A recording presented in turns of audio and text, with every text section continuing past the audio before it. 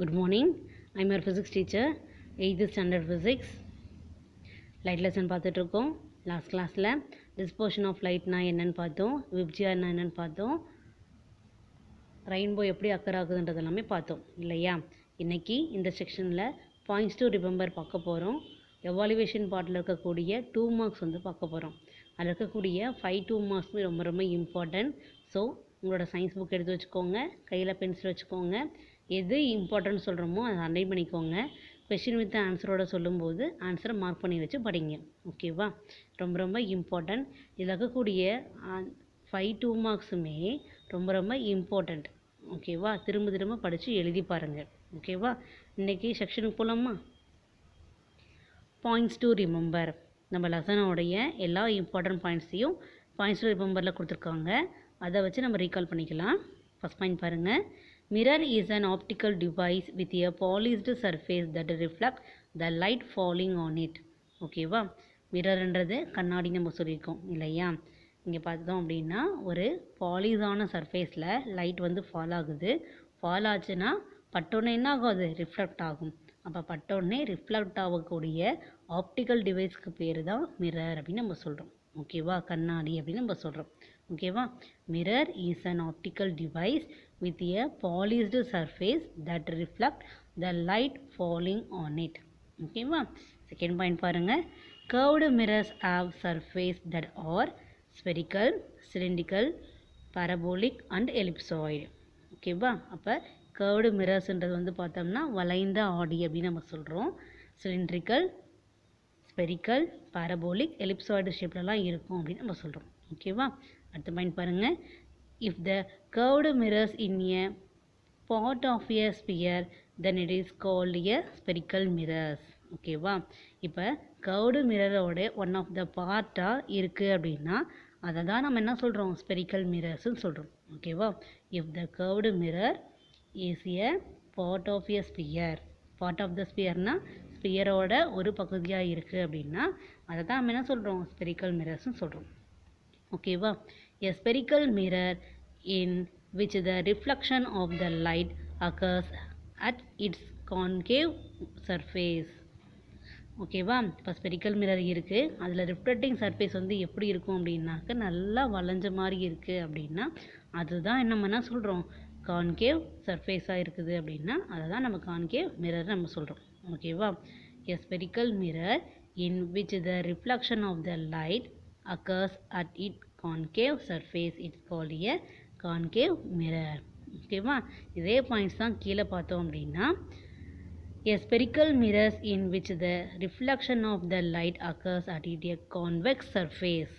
அது வந்து concave surface, வளைந்த பரப்பு அப்படின்னு சொன்னோம். இது வந்து கான்வெக்ஸ் சர்ஃபேஸ், குவிந்த பரப்புன்னு சொல்கிறோம். Is a called A convex mirror. ஓகேவா, புரிஞ்சிருக்கும்னு நினைக்கிறேன். கான்கேவ்னா வளைந்த பகுதி, கான்வெக்ஸ் சர்ஃபேஸ்னால் குவிந்த பகுதி அப்படின்னு நம்ம சொல்கிறோம். ஓகேவா, நெக்ஸ்ட் பாயிண்ட் போகலாமா. The focal length of a spherical mirror is half of its radius of curvature. ஓகேவா, நம்ம ஃபோக்கல் லென்த்தை எஃப் நம்ம டினோட் பண்ணோம் இல்லையா. அது எதுக்கு ஈக்குவலாக இருக்குது அப்படின்னாக்க of of the radius of curvature, radius of கர்வேச்சரோடைய பாதி அளவு இருக்கும் அப்படின்னு சொல்கிறோம் இல்லையா. அப்போ எஃப் ஈக்குவல் டு r/2ன்னு சொல்லலாமா. ஓகேவா, the focal length of the spherical mirror is half of its radius of curvature அப்படின்னு சொல்கிறோம். ஓகேவா, நெக்ஸ்ட் பாருங்கள், அன்லைன் பண்ணிக்கோங்க, ரொம்ப important. Real image can be formed on a screen. நம்ம ஏற்கனவே சொன்னோமா, ரியல் இமேஜ்னால் உண்மையான பிம்பம் அப்படின்னு சொன்னோம். அது எப்பயுமே கண்டிப்பாக எதில் ஃபார்ம் ஆகும், ஸ்க்ரீனில் வந்து ஃபார்ம் ஆகும் இல்லையா. While virtual image cannot be formed on a screen. அதுவே வெர்ச்சுவல் இமேஜ் என்ன ஆகாது, ஸ்க்ரீனில் ஃபார்ம் ஆகாது.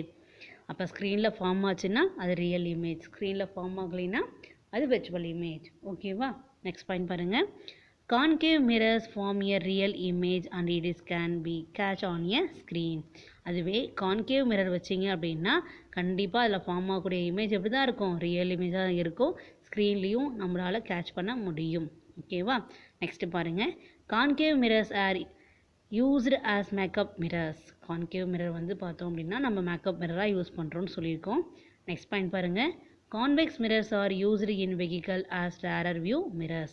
அதுவே கான்வெக்ஸ் மிரராக இருந்துச்சு அப்படின்னா நம்ம வெஹிக்கிள்ஸோடைய ரேரர் வியூ மிரர்ஸ், அதாவது பின்னாடி வரக்கூடிய வண்டிங்க எப்படி வருது, கிட்ட வருதா தூரமாக வருதா அதை வியூ பண்ணுறதுக்காக நம்ம அந்த கான்வெக்ஸ் மிரர் வந்து ஃபிக்ஸ் பண்ணியிருக்கோம் அப்படின்னு சொல்கிறோம். சரியா? நெக்ஸ்ட் பாருங்கள். Based on the nature of the surface, reflection can be classified into two types, namely regular reflection and irregular reflection. ஓகேவா? அப்போ இருக்கக்கூடிய சர்ஃபேஸை பொறுத்து ரிஃப்ளெக்ஷன் நம்ம டூ டைப்ஸாக பிரிக்கலாம். ஒன்று ரெகுலர், இன்னொன்று இர்ரெகுலர் அப்படின்னு நம்ம சொல்கிறோம். அப்போ ரெகுலர் ரிஃப்ளெக்ஷன் நடக்கணும் அப்படின்னா நேச்சுரல் ஆஃப் த சர்ஃபேஸ் எப்படி இருக்கணும்? ஷைனிங்காக இருக்கணும், பாலிஷாக இருக்கணும், ஸ்மூத்தாக இருக்கணும். அப்போ தான் அங்கே என்ன நடக்கும்? ரெகுலர் ரிஃப்ளெக்ஷன் நடக்கணும். அதுவே இர்ரெகுலர் ரிஃப்ளெக்ஷனாக இருக்கணும் அப்படின்னா நேச்சர் ஆஃப் த சர்ஃபேஸ் எப்படி இருக்கணும்? சொரசொரப்பாக இருக்கும் இல்லையா? எப்படி இருக்கும்? ரஃப்பாக இருக்கும். அதே சமயம் வந்து பார்த்தோம் அப்படின்னா அன்பாலிஷ்டு சர்ஃபேஸாக இருக்கும். ஸோ இந்த மாதிரிலாம் இருந்துச்சுன்னா லைட்டு ஃபால் ஆச்சு அப்படின்னாக்க நம்மளுக்கு கிளியரான ரிஃப்ளெக்ஷன் கிடைக்காது. அதனால தான் அதை நம்ம இர்ரெகுலர் ரிஃப்ளெக்ஷன் நம்ம சொல்கிறோம். ஓகேவா? நெக்ஸ்ட் பாருங்கள். The number of image formed by a mirror depends on the angle of inclination of the mirror. ஓகேவா? அப்போ நம்பர் ஆஃப் இமேஜஸ் வந்து ஃபார்ம் ஆகணும் அப்படின்னா எதை பொறுத்து இருக்குது அப்படின்னாக்க அதுக்கு அந்த மிரர்ஸ்க்கு உண்டான ஆங்கிளை பொறுத்து தான் அமையுதுன்னு நம்ம சொன்னோம் இல்லையா? நம்ம ஏற்கனவே சொன்னோமா, ஆங்கிள் குறைய குறைய நம்பர் ஆஃப் இமேஜஸ் வந்து அதிகமாகுதுன்னு சொன்னோம் இல்லையா? அப்போ ஆங்கிள் அதிகமாகிட்டே போச்சு அப்படின்னா நம்பர் ஆஃப் இமேஜஸ் வந்து கம்மியாயிரும்னு சொன்னோம். உங்களுக்கு ஞாபகம் இருக்கும்னு நினைக்கிறேன். நெக்ஸ்ட்டு போகலாமா? 4th ரோமனில் ஃபஸ்ட் கொஸ்டின் பாருங்கள். Define focal length. Define focal length. Focal லென்த்னா குவிய தொலைவுன்னு நம்ம சொல்லியிருந்தோம் இல்லையா? கவனிச்சுக்கோங்க, மார்க் பண்ணிக்கோங்க புக்கில். ஃபஸ்ட் பாயிண்ட் பாருங்கள். Focal length equal to the distance between the pole and the principal focus is called focal length. அதாவது பிரின்சிபல் ஃபோக்கஸுக்கும் போலுக்கும் இடையே இருக்கக்கூடிய டிஸ்டன்ஸை தான் நம்ம என்ன சொல்கிறோம்? ஃபோக்கல் லென்த்துன்னு சொல்கிறோம் இல்லையா? ஸோ ஃபோக்கல் லென்த்தை நம்ம எந்த லெட்டரில் டினோட் பண்ணுறோம்? Small F. ஓகேவா? So focal length equal to radius of curvature divided by 2. ஓகேவா? Radius of curvature by 2. அதாவது ஃபோக்கல் லென்த் வந்து எதுக்கு ஈக்குவலாக இருக்கும்னா ரேடியஸ் ஆஃப் கர்வேச்சருடைய பாதி அளவு இருக்குன்னு சொல்கிறோம். அதனால தான் small F equal to capital R by 2 அப்படின்னு சொல்கிறோம். ஸோ கேபிட்டல் ஆர்ன்றது ரேடியஸ் ஆஃப் கர்வேச்சர், ஸ்மால் எஃப்ன்றது ஃபோக்கல் லென்த். ஸோ உங்கள் புக்கில் இதன் மாதிரி பாயிண்ட்ஸ் மார்க் பண்ணி வச்சுக்கோங்க. படிக்கிறப்ப இந்த 2 பாயிண்ட்ஸும் படிங்க. எழுதி பார்க்கும்போது 1 by 1 எழுதுங்க. ஓகேவா? இப்போ டிஃபைன் ஃபோக்கல் லென்த்னா என்னன்னு புரிஞ்சிருச்சு, அது எப்படி மார்க் பண்ணி படிக்கிறதுன்னு புரிஞ்சிருச்சு இல்லையா? நெக்ஸ்ட்டு போகலாமா? கான்கேவ் மிரர்ஸோடைய அப்ளிகேஷன்ஸ் ஏதாச்சும் 2 எழுதுன்னு கொஷின்ஸில் இருக்கும். கான்கேவ் அண்டு கான்வெக்ஸ் மிரரோடைய அப்ளிகேஷன்ஸ் ஏதாச்சும் 2 பாயிண்ட் எழுதுங்கன்னு இருக்கும் இல்லையா? கான்வெக்ஸ் மிரரில் வந்து பார்த்தோம்னா உங்களுக்கு நிறைய பாயிண்ட்ஸ் கொடுத்துருக்காங்க. அதில் எனி 2 பாயிண்ட்ஸ் நீங்கள் எழுதுனா ஓகே. ஓகேவா? ஃபஸ்ட் பாயிண்ட் பாருங்கள். Concave mirrors R used while applying makeup or shaving as they provide a magnified image. இல்லையா? கான்கேவ் மிரர் வந்து பார்த்தோம் அப்படின்னா எப்பயுமே இமேஜ் வந்து பெருசு பண்ணி காட்டும். அதனால தான் நம்ம வந்து மேக்கப்புக்காகவும் ஷேவிங்காகவும் அந்த மிரர்ஸ் வந்து யூஸ் பண்ணுறோன்னு சொன்னோம். ஓகேவா? அடுத்த பாயிண்ட் பார்க்கலாமா? There are usually in a Dodge searchlight and headlights as they direct the light to a long distance. So light வந்து பார்த்தோம் அப்படின்னா லாங் டிஸ்டன்ஸில் ட்ராவல் ஆகிறதுனால இதெல்லாம் யூஸ் பண்ணலாம் அப்படின்னாக்க டார்ச்சு, சர்ச் லைட்டு, ஹெட்லைட்டு இதில் எல்லாத்துலேயுமே நம்ம என்ன மிரர் யூஸ் பண்ணலாம்? கான்கேவ் மிரர் வந்து யூஸ் பண்ணலாம் அப்படின்னு நம்ம சொல்கிறோம். ஓகேவா? நெக்ஸ்ட் பாயிண்ட் பாருங்கள். They can collect the light from a larger area and focus it into a small spot. இல்லையா? ஸோ இதனுடைய ஏரியா வந்து ரொம்ப லார்ஜாக இருக்கிறதுனால லைட் எல்லாத்தையும் ஒரு பாயிண்டில் ஃபோக்கஸ் பண்ணிக்கும் இல்லையா? அதனால தான் நம்ம சோலார் குக்கர் வந்து யூஸ் பண்ணுறோம் இல்லையா? Hence they are used in solar cooker. ஓகேவா? நெக்ஸ்ட் பாயிண்ட் பாருங்கள். There are used a head mirrors by doctors to examine the eye, ears and throat as they provided a shadow free illumination of the organ. So doctors வந்து பார்த்தோம் அப்படின்னாக்க தலையில் வந்து head mirror வச்சுருப்பாங்க. So அதன் மூலயமா ஐயே, இயரு, த்ரோட்டு இது எல்லாத்தையுமே பார்க்கும்போது ஷேடோ ஃபார்ம் ஆகாமல் அவங்களால வியூ பண்ண முடியும். அதனால தான் இந்த மாதிரி மிரர்ஸ் வந்து யூஸ் பண்ணுறாங்க. அடுத்து தே are also used in A reflecting telescope. இது வந்து ரிஃப்ளெக்டிங் டெலஸ்கோப்லேயும் யூஸ் ஆகுது. ஸோ 5 பாயிண்ட் இருக்குது. 2 மார்க்ஸ்ன்றதுனால ஏதாச்சும் 2 பாயிண்ட் எழுதுனா போதுமானது. ஓகேவா? அடுத்து பாருங்கள். கான்வெக்ஸ் மிரரோடைய ஏதாச்சும் 2 பாயிண்ட் எழுத சொல்லியிருக்காங்க அதே கொஷினில். ஸோ ஃபஸ்ட் பாயிண்ட் பாருங்கள். Convex mirrors R used in a vehicles as rarer view mirrors because they give an upright image and provide a wider field of view as they are curved outwards. ஓகேவா? So நம்ம வந்து வெஹிக்கல்ஸில் வந்து use பண்ணக்கூடிய mirror வந்து பார்த்தோம்னா convex mirror. So அதை நம்ம வந்து ரேரர் வியூ மிரர்ஸ் நம்ம சொல்லுவோம். அப்போ பின்னாடி வரக்கூடிய வண்டியை வந்து பார்த்தோம் அப்படின்னா நம்மளுக்கு எவ்வளோ டிஸ்டன்ஸில் வருதுன்றதை வந்து என்ன பண்ணோம், நம்மளுக்கு லார்ஜ் வியூ பண்ணி காட்டும். ஓகேவா? நெக்ஸ்ட் பாருங்கள். There are found in a hallway of various building including hospitals, hotels, school and stores. They are usually mounted on a wall or ceiling. Their hallway make sharp turns. ஓகேவா? So அதே மாதிரி இந்த convex mirror வந்து எங்கெங்கெல்லாம் use பண்ணுறாங்க அப்படின்னு பார்த்தோம்னா hospitals, buildings, schools, இது எல்லாமே ஹோட்டல்ஸ் எல்லாமே யூஸ் பண்ணுறாங்க. ஸோ அதிகமாக பொருள்லாம் இருக்கக்கூடிய இடம், அதிகமாக மக்கள் கூடுற இடத்துலலாம் இது வைக்கிறாங்க. அப்போ வந்து என்ன பண்ண முடியும்னா நம்மளால் அந்த இடத்துல பர்டிகுலராக வியூ பண்ண முடியும். ஓகேவா? அதே மாதிரி தான் அடுத்த பாயிண்ட் பாருங்கள். They are also used on roads where they are sharp curve and turns. இல்லையா? அதனால தான் குறுகிய வளைவான பகுதி, அதே மாதிரி கர்வ்ஸ் மாதிரி இருக்கக்கூடிய வளைவான பகுதி எல்லாத்துலேயுமே இந்த மாதிரி கான்வெக்ஸ் மிரர் வந்து ஃபிக்ஸ் பண்ணியிருப்பாங்க. ஸோ அதன் மூலியமாகவும் நம்ம இமேஜஸ் வந்து பார்க்கலாம் அப்படின்றதுக்காக. ஓகேவா? ஸோ 2 மார்க்ஸ்ன்றதுனால எனி 2 பாயிண்ட்ஸ் வருதுன்னா போதுமானது. அடுத்த கொஷினுக்கு போகலாமா? State the laws of reflection. So இதுக்கு 2 பாயிண்ட்ஸ் எழுத போகிறோம். ஃபர்ஸ்ட் பாயிண்ட் பாருங்கள்.